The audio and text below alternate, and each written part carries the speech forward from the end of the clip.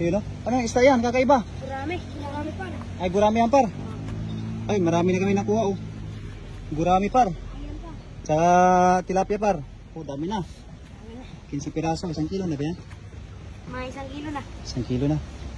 Ano sir, di tayo nakakuha ng ano, pamingwit natin. Bili na lang tayo no, bukas no. Ay, bibiti natin no. Ayun pa, malaki oh. Ayos yan par. Uy, ingat ka. Hala, bumaon. Ayos yan par, bumaon. Bumaon ka par. Maghugas ka par. Bumaon si pare oh. Yun, dami. Dami par. Baka meron pa. Isang agis ni kuya, nakatatlo no. Tatlo ng kagad. May pang paksiw. Apat yan. Wala isa. Ano ka wala? Ato meron dyan? Sayang no. Ito yung mga pinagkukuhaan po namin ng isda dito sa Cavite. Yan. Ito yung pinagkukuhaan namin ng isda sa Cavite. At iikot-ikot tayo sa bawat sulok ng sapa dito sa Cavite. Ano? Para makita natin kung ano yung kakaiba ng Cavite at Taiwan na pinanggalingan po natin. Yan ang malaki rin. Malaki. Ay, malaki din. Malaki din oh. Mga 1/4. 1/4 kilo oh. Yun.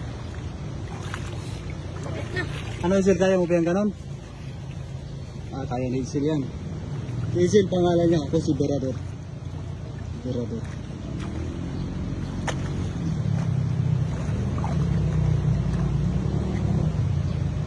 Ganda pala dito, maagos yung tubig no? Ha?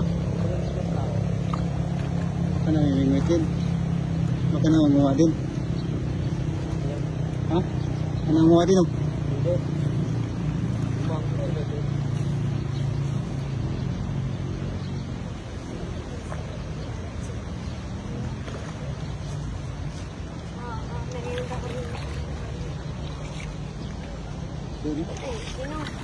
Ayos.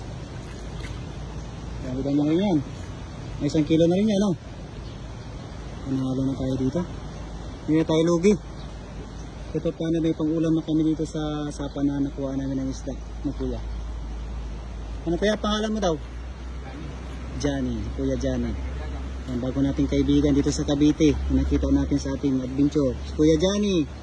Ayun, maraming salamat. Yan, binabatak na ni kuya. Pero bago niya batakin, nakuha na yung mga isda. Kaya mga janitor fish na lang na iwan. Ayan, thank you so much sa lahat mga nanood. Subscribe yung aking mga live at sa aking mga video para maikot natin ang buong Pilipinas na mayroong sapa. Let's go.